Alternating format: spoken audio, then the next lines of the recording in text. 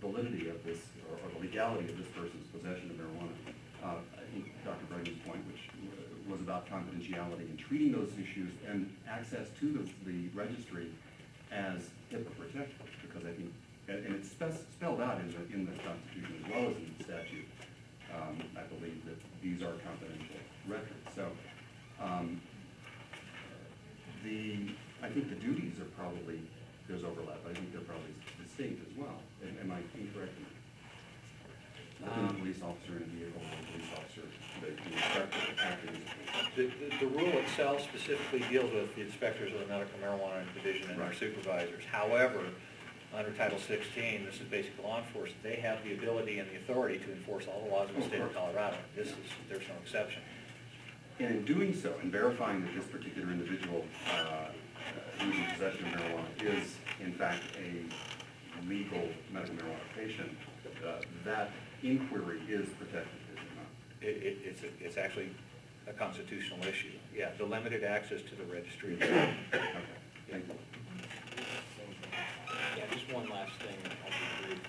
You know, America is a country of limited powers. I mean, we've got to limit the power of these inspectors somehow, and we do it all the time in American law enforcement. I mean, for example, in Denver, the sheriff cannot arrest somebody in Denver even if he witnesses a crime occurring right in front of him. And that question was put before the voters of Denver to empower the sheriff to make generalized arrests, and the voters said, no, we don't want to empower our sheriff to make that arrest. The Denver police can make that arrest, but the sheriff cannot.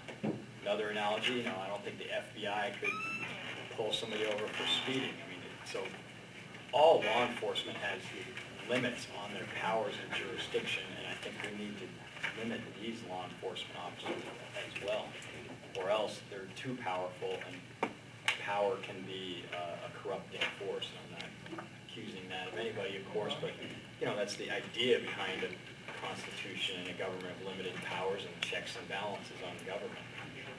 And I don't disagree with your analogy, but this has a specific statutory authority that was in 1284 that granted this authority, and I mean, I'm just following actually what the statute says. So again, if you want to craft something, okay, I'm really willing to take a crack at it. Any other comments on this rule as we move forward? Yes. Just off my cuff, from my perspective, is that maybe the industry would be more comfortable with this if it was spelled out that they shall exercise all the powers constitutionally vested in a peace officer, which kind of gets to the heart of what Rob is saying.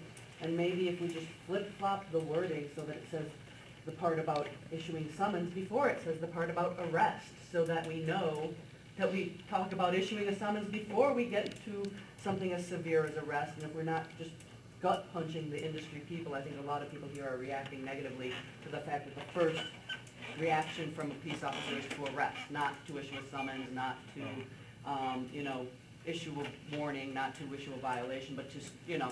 And so I just see it from, you know, some of this could just be minimize some of the argument by making the wording summons, then, if necessary, in extreme violations, arrest.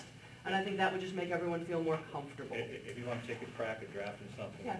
Again, I'll look at it, but I also want to tell you that there are times they're not going to give a warning. They are going to arrest before they do anything. I think we all agree that there are times when that's going to be necessary. And that's just called officer discretion. And so, yeah. I mean, this is just called sugarcoating. Well, that's okay if you want to take a crack at it. You know what I'm saying, though, is that I think a lot of the initial reaction is from the way it's worded is making everyone say they're going to arrest first. And if we had it worded in a way that was less offensive. Yeah, and Mr. Dill said, you know, detain and arrest, and I mean, I think that's a good amendment. I'm happy to do that. And the key thing is really going to be fleshed out when we make the levels of what's going to be criminal, you know, really arrested, and what's going to be summons-wise. You know, I mean, to really put meat to this, to assuage this, as Dorothy said. Yeah. In my point. Yeah. We'll recommend a schedule of penalties. Yeah, exactly, and that's the best thing. I mean, you're right. We'll give guidance. I mean, that's the way they'll give guidance. That's right. It's generally the same thing as the city inspector has for permitting your building. Going out, there's some parallels. Inspection, they have a badge, they go pick up, arrest you. There's parallels to it. Good point. Okay, any other comments? One Pardon me? Apply to our law. Yeah, we are.